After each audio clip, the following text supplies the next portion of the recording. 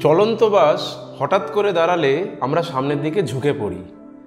তারপর যদি নৌকা থেকে অনেক সময় আমরা যখন তীরে নামি, নৌকাটা পিছন দিকে সরে যায়। ক্রিকেট খেলায় ক্যাচ নেওয়ার সময় প্লেয়ারকে কিন্তু বলটা নিয়ে একটু নিচের দিকে হাতটা নামিয়ে আসতে হয়। যখনই আমরা চলন্ত বাস থেকে নামতে চাই, কখনো পিছন দিকে মুখ করে নামতে নেই। এই প্রশ্নগুলো কখনো আমাদের মনের মধ্যে জেগেছে যে কেন হয় এগুলো? এই প্রশ্নের উত্তরগুলো আমরা কিন্তু এই ভিডিওটাতে ডিসকাস করব, এবং এই প্রশ্নের উত্তরগুলো কিন্তু সমস্ত লুকিয়ে রয়েছে নিউটনের গতিসূত্রের মধ্যে। আজকের এই ভিডিওটা কিন্তু হবে নিউটনের গতিসূত্র সম্পর্কে। এখানে আমরা স্থিতিজাড্য, গতিজাড্য, নিউটনের গতিসূত্র থেকে বলের ধারণা, ক্রিয়া প্রতিক্রিয়া বল, এই সমস্ত কিছু নিয়ে আলোচনা করব। তাহলে চলো শুরু করা যাক আজকের নিউটনের গতিসূত্র সম্পর্কে একটা কমপ্লিট আইডিয়া। নিউটনের তিনটি গতিসূত্র সম্পর্কে আমরা আলোচনা করব এই ভিডিওতে, এবং তাদের কিছু বাস্তবিক প্রয়োগ এবং তাদের কিছু উদাহরণ আমরা দেখব। তাহলে প্রথমে আমাদের নিউটনের প্রথম গতিসূত্র কোনটা এবং প্রথম গতিসূত্র কি বলে সেটা আমরা দেখে নিই। প্রথম গতিসূত্র, first law of Newton. First law. নিউটনের প্রথম গতিসূত্র বলে, যদি কোনো স্থির বস্তু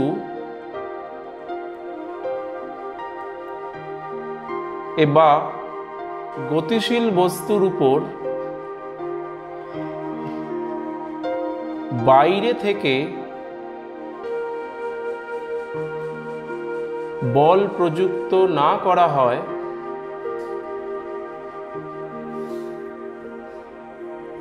তাহলে স্থির বস্তু চিরকাল স্থির থাকবে এবং গতিশীল বস্তু চিরকাল সমবেগে সরলরেখায় চলতে থাকবে। গতিশীল বস্তু চিরকাল সমবেগে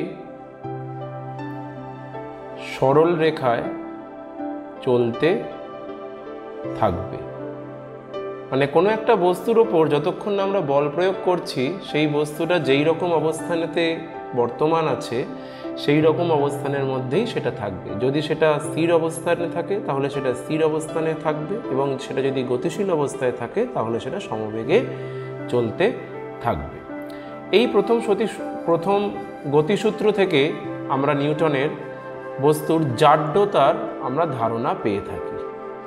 জাড্যতা, যেটাকে আমরা ইংলিশে ইনারশিয়া বলে থাকি। জাড্যতা বা ইনারশিয়া, এই জাড্যতা কিন্তু বস্তুর অ্যাকচুয়ালি ভরগত ধর্ম। মানে জাড্যতা সম্পূর্ণরূপে নির্ভর করে থাকে বস্তুর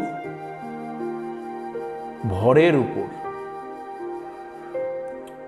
বস্তুর ভরের উপর, মানে যতটা বস্তুর ভর হবে, ভর যত বৃদ্ধি পাবে বস্তুর জাড্যতাও তত বেশি পরিমাণে বৃদ্ধি পাবে। এই জাড্যতা দু রকমের হয়, একটাকে বলা হয় স্থিতিজাড্য, একটাকে বলা হয় গতিজাড্য। তাহলে দেখে নেওয়া যাক স্থিতিজাড্য এবং গতিজাড্য কাকে বলে এবং এদের বাস্তবিক কিছু উদাহরণ। তাহলে প্রথমে আমরা স্থিতিজাড্য নিয়ে আলোচনা করছি। স্থিতিজাড্য মানে কোনো স্থির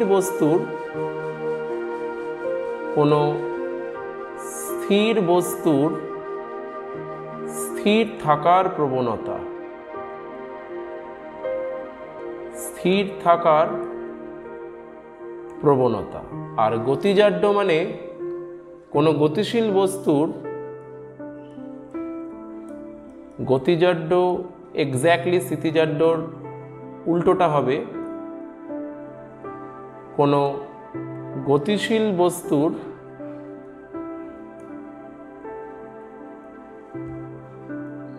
গতিশীল থাকার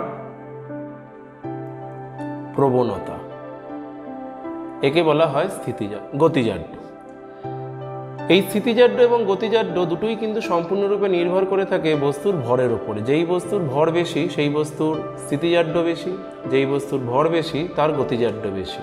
এর উদাহরণের জন্য আমরা বলতে পারি, উদাহরণস্বরূপ, যে একই বেগে যদি একটি সাইকেল এবং একই বেগে যদি একটি বাইক আসে, তাহলে তাদেরকে কিন্তু থামানোর জন্য আমাদের বাইকের ক্ষেত্রে বেশি বল প্রয়োগ করতে হবে, সাইকেলের ক্ষেত্রে অতটা বল প্রয়োগ করতে হবে না। সাইকেল এবং বাইক দুটো একই বেগে গতিশীল, কিন্তু যেহেতু বাইকের গতিবেগ বেশি তাই বাইকের গতিজাড্য বেশি, সেই জন্য বাইকের ক্ষেত্রে বেশি পরিমাণে বল প্রয়োগ করতে হবে। এটা গতিজাড্যের উদাহরণ। আর স্থিতিজাড্যের উদাহরণ কি হতে পারে? স্থিতিজাড্যের উদাহরণ হতে পারে যে একই, মনে করো, বেগ সৃষ্টি করার জন্য একটি 1 কেজি ভরের বস্তুকে যতটা জোরে ছোড়া হবে, 5 কেজি ভরের বস্তুকে কিন্তু তার থেকে অনেকটা বেশি জোরে ছুটতে হবে একই বস্তুটার মধ্যে বেগ সৃষ্টি করার জন্য। তাহলে কেন না, যেহেতু 5 কেজি ভরের বস্তুটার ভর বেশি তাই তার স্থিতিজাড্যও বেশি। তার স্থিতিজাড্য বেশি থাকার জন্য তার স্থির থাকার প্রবণতা বেশি, ফলে তাকে গতিশীল করার জন্য বেশি পরিমাণে বল প্রয়োগ করতে হবে।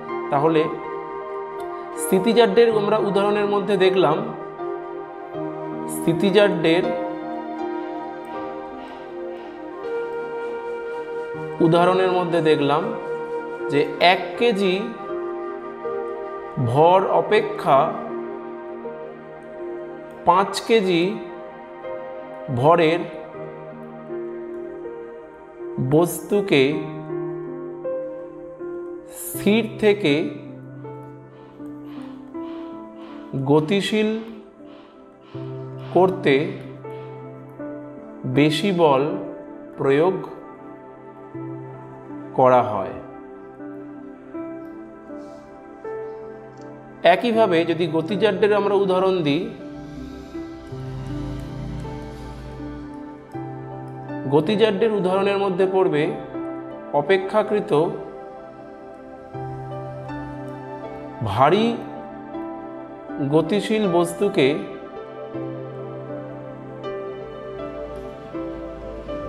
স্থির করতে বেশি বল প্রয়োগ করতে হয়।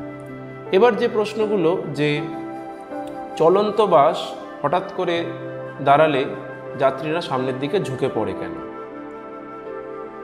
চলন্ত বাস থামলে যাত্রীরা ঝুঁকে পড়ে কেন সামনের দিকে? কেন ঝুঁকে পড়ে না, যখন চলন্ত বাসে যাত্রীরা বর্তমান, তখন যাত্রীদের সমগ্র দেহটা বাসের সঙ্গেই গতিশীল অবস্থায় আছে। কিন্তু চলন্ত বাস যখন হঠাৎ করে দাঁড়াচ্ছে, যাত্রীদের দেহের নিম্নাংশ স্থির হতে পারলেও দেহের ঊর্ধ্বাংশ কিন্তু গতিজাড্যের জন্য সামনের দিকে ঝুঁকে পড়ে। একই রকমভাবে স্থির বাস যদি হঠাৎ করে চলতে শুরু করে, তাহলে যাত্রীরা পিছন দিকে হেলে পড়ে। কেন হেলে পড়ে? তার কারণ স্থির বাসটি যখন বর্তমান ছিল, যাত্রীদের সমগ্র দেহ স্থির অবস্থানে ছিল। এবার বাসটা যখন চলতে শুরু করেছে, যাত্রীদের দেহের নিম্নাংশ সামনের দিকে গতিশীল হলেও দেহের ঊর্ধ্বাংশ তার স্থিতিজাড্যের জন্য সেই একই অবস্থানে থাকতে চায়, ফলে যাত্রীরা পিছন দিকে হেলে পড়ে। তাহলে প্রথমের যে আমরা উদাহরণটা দেখলাম সেটা হলো গতিজাড্যের জন্য, আর পরের যে উদাহরণটা আমরা দেখলাম সেটা হলো স্থিতিজাড্যের জন্য। এবার আমরা নিউটনের দ্বিতীয় গতিসূত্র সম্পর্কে আলোচনা করব। নিউটনের দ্বিতীয় গতিসূত্র বলতে আমরা কি বুঝি এবং দ্বিতীয় গতিসূত্র থেকে যে গাণিতিক রূপটা পাওয়া যায় সেইটা আমরা আলোচনা করব। তাহলে চলে আসা যাক নিউটনের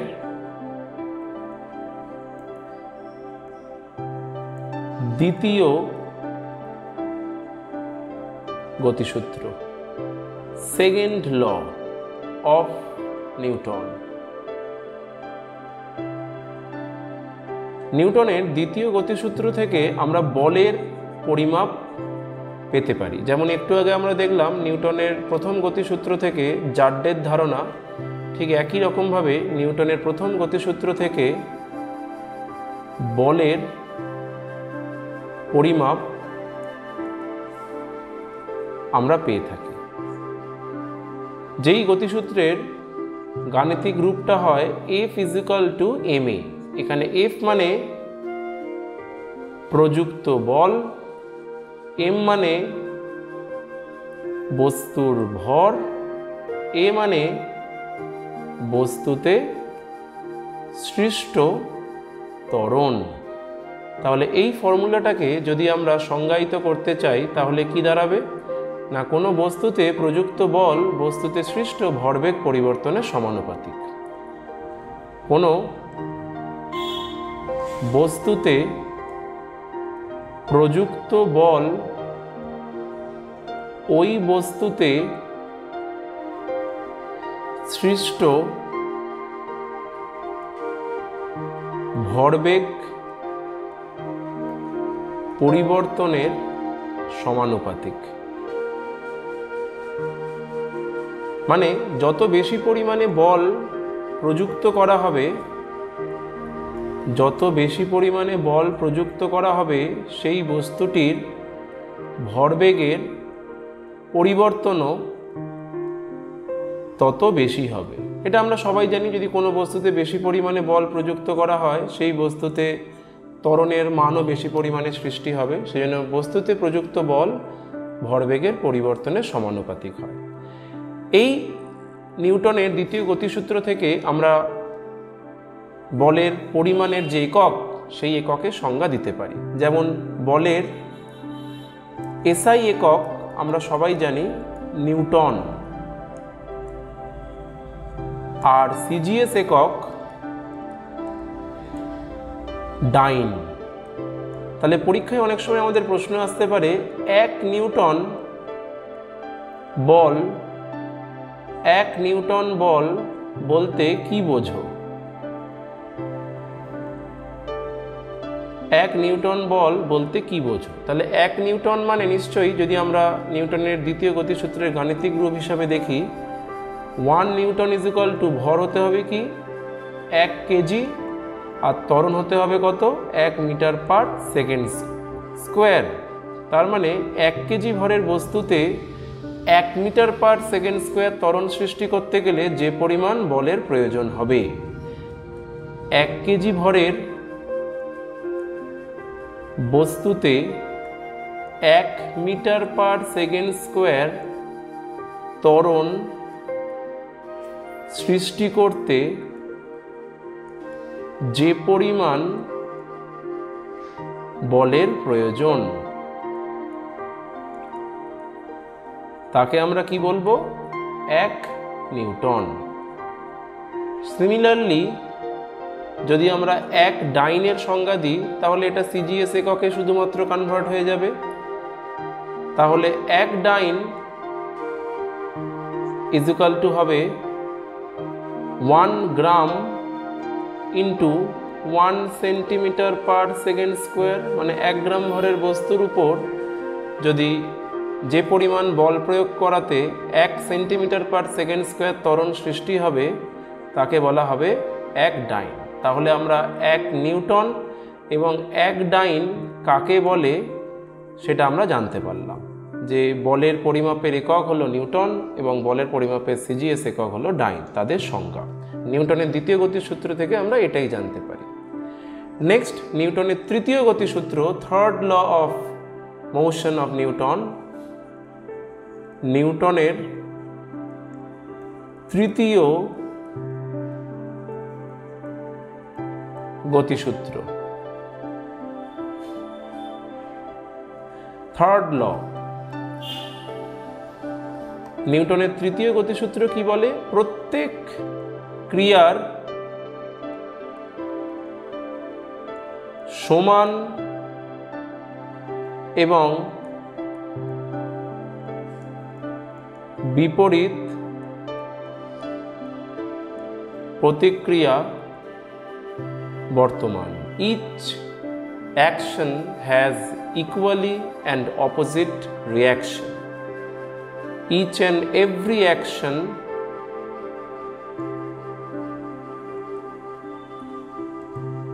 has equal and opposite reaction. এর উদাহরণস্বরূপ কিন্তু আমরা বলতে পারি রকেটের উপরে ওঠা, রকেটের উপরে ওঠা। যত জোরে রকেট তার জ্বালানিটাকে জ্বালিয়ে নিচে বায়ুতে বল প্রয়োগ করবে, তার প্রতিক্রিয়া বলস্বরূপ বায়ু যে পরিমাণ বল প্রয়োগ করবে রকেটের ওপর, তার জন্য রকেট ওপরের দিকে উঠতে থাকবে। একই রকমভাবে যখন আমরা নদীর তীরে নৌকা থেকে আমরা নামি, অনেক সময় নৌকাটা পিছন দিকে সরে যায়। কেন পিছন দিকে সরে যায়? তার কারণ আমরা যে বল প্রয়োগটা করে নৌকা থেকে তীরে নামলাম, সেম বল তার প্রতিক্রিয়া বল হিসাবে নৌকার উপরে পড়ায় সেটা পিছন দিকে সরে গেল। একই রকমভাবে বন্দুক থেকে গুলি নির্গত হওয়ার সময় বন্দুক পিছু হটে যায়। তাহলে এক্ষেত্রে বন্দুক থেকে গুলি নির্গত হওয়াটা ক্রিয়া এবং বন্দুকটার পিছু হটে যাওয়া সেটা হলো প্রতিক্রিয়া। তাহলে এইটা হলো আমরা দেখতে পেলাম নিউটনের তিনটে গতিসূত্র, প্রথম, দ্বিতীয় এবং তৃতীয়, তাদের একটা কমপ্লিট আইডিয়া এবং তাদের কিছু বাস্তবিক উদাহরণ।